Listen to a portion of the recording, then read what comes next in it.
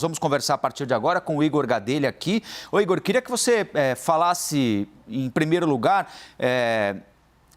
o que é que a gente pode extrair do resultado dos 2 turnos da eleição? É mesmo o avanço do Centrão? Acabou aquela história, aquela procura? Já dá para sepultar de uma vez aquela história de que o eleitor quer alguém que vem de fora da política, um outsider, alguém que nunca se misturou com isso tudo que está aí? Isso passou ou ainda é cedo para a gente tratar esse tema como algo definitivo? Olha, Colombo, é cedo para tratar como algo definitivo, mas o resultado das urnas nesse segundo turno confirmou a tendência que a gente já tinha notado no primeiro turno. A população optou por políticos experientes. Na maioria das capitais, que é onde a gente olha mais, prevaleceu candidatos que já tinham passado pelo cargo ou já tinham experiência em mandatos no Congresso Nacional ou nas câmaras de vereadores e ainda nas assembleias legislativas. Os partidos de centro avançaram com maior número de prefeituras, como a gente viu aí nos dados apresentados pela CNN. O MDB lidera o número de capitais, o MDB que foi o partido, que é o partido do ex-presidente Michel Temer, que tem uma importante capilaridade em todo o Brasil. Essa capilaridade do MDB ela remonta ainda o período da ditadura militar, quando o MDB era oposição ao regime militar, e agora o MDB volta aí e desbancou o PSDB, inclusive. O PSDB, em 2016, tinha sido o partido que elegeu o maior número de capitais, tinham sido 7 capitais.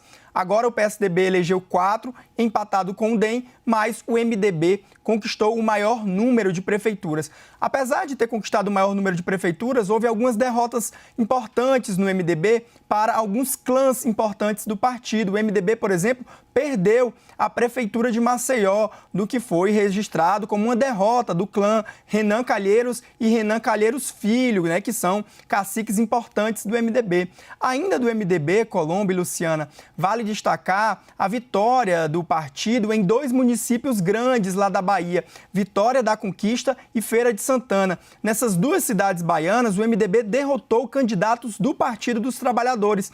Isso foi lido no mundo político como uma derrota do governador da Bahia, Rui Costa, que é do PT, o que atrapalha os planos do governador Rui Costa de eleger o seu sucessor em 2022. Um último destaque que vale ressaltar é que o DEM pode empatar com o MDB nesse número de capitais, porque o DEM ainda disputa a capital do Amapá com Josiel Alcolumbre, que é irmão do presidente do Senado, e tem grandes chances de vencer. Isso pode sim fazer o MDB, o DEM no caso, empatar com o MDB com o maior número de prefeituras.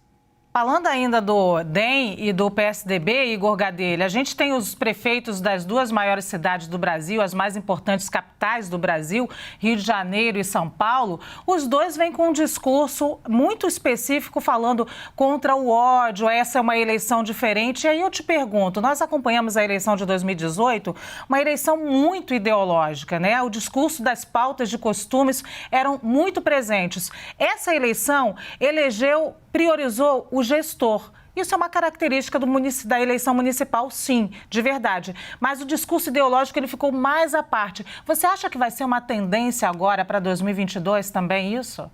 Acho que sim, viu, Luciana? E os aliados do presidente Jair Bolsonaro já até vêm aconselhando ele a fazer um movimento mais ao centro, deixar de lado aquele discurso ideológico, aquele discurso radical, justamente já pensando nas eleições de 2022, que é quando Jair Bolsonaro quer disputar a reeleição. Os 2 prefeitos eleitos nas 2 principais cidades do Brasil, Rio de Janeiro e São Paulo, deram recados claros ao presidente Jair Bolsonaro. O prefeito eleito do Rio, o Eduardo Paes, fez questão de ressaltar a volta de políticos experientes, de políticos neutros, que não radicalizam no discurso. O prefeito eleito de São Paulo, reeleito de São Paulo, Bruno Covas, foi além, disse que o resultado das eleições mostra que está com dias contados. O negacionismo e o radicalismo. Desses 2 aí, eu acho que a relação com o Palácio do Planalto, ela vai ter que se aprimorar, principalmente no caso de São Paulo. O prefeito eleito do Rio de Janeiro, Eduardo Paes, ele já tem uma relação estável, digamos,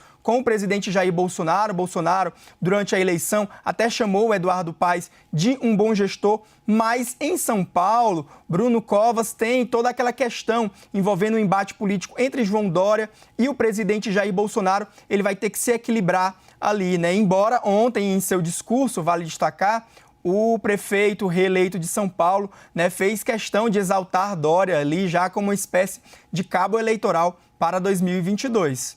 Agora, Igor, há sempre uma tentativa de extrair alguma conclusão de uma eleição municipal e transportá-la como tendência para a eleição geral que virá 2 anos depois, né?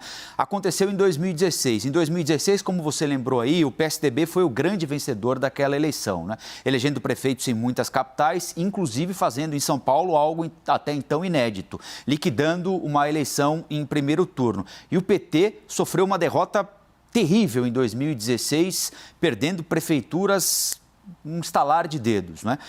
Em 2018, o PT estava no segundo turno, uma situação muito específica, é verdade, mas foi ao segundo turno com boa votação de Fernando Haddad, o ex-presidente Lula preso. O PSDB amargou o pior resultado da história do partido em eleições nacionais com Geraldo Alckmin, não chegando aos 5% dos votos totais. Então, o que a gente pode extrair desta eleição municipal como tendência para 2022 e o que é que deve ficar aqui em 2020 como resultado de uma eleição municipal em que pesam mais as questões locais do que discussões mais amplas, macroeconômicas, nacionais?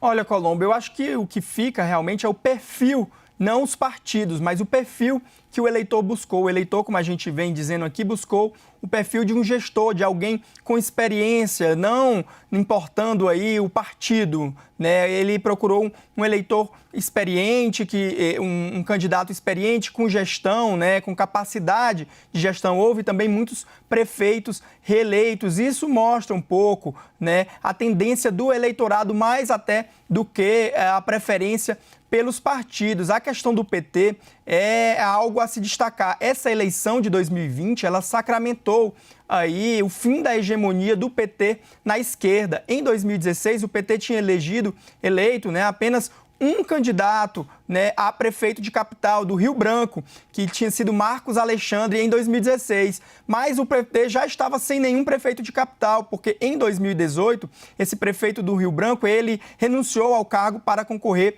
ao governo do estado do Acre. Ele não ganhou, então o PT já estava sem nenhuma prefeitura. E emergiram novos partidos da esquerda, aí como lideranças. O PSOL, por exemplo, ganhou a prefeitura de Belém com Edmilson Rodrigues. O PDT fez alguns prefeitos, como lá em Fortaleza, com o José Sarto, ali do clã dos Ferreira Gomes. Então, houve uma ascensão de outros partidos da esquerda em importantes capitais, o que tira um pouco a hegemonia do Partido dos Trabalhadores. Isso vai dizer muito para as eleições de 2022, né? Nas últimas eleições, o PT sempre liderou a cabeça de chapa do campo da esquerda para as eleições presidenciais. Agora, né, conversando ontem à noite com algumas lideranças da esquerda, todos disseram que esses partidos de esquerda agora têm argumento para tentar liderar uma cabeça de chapa. Guilherme Boulos, embora, né, não tenha ganho em São Paulo, ele cresceu, né, se destacou como uma liderança nacional ao chegar ao segundo turno na maior capital do país.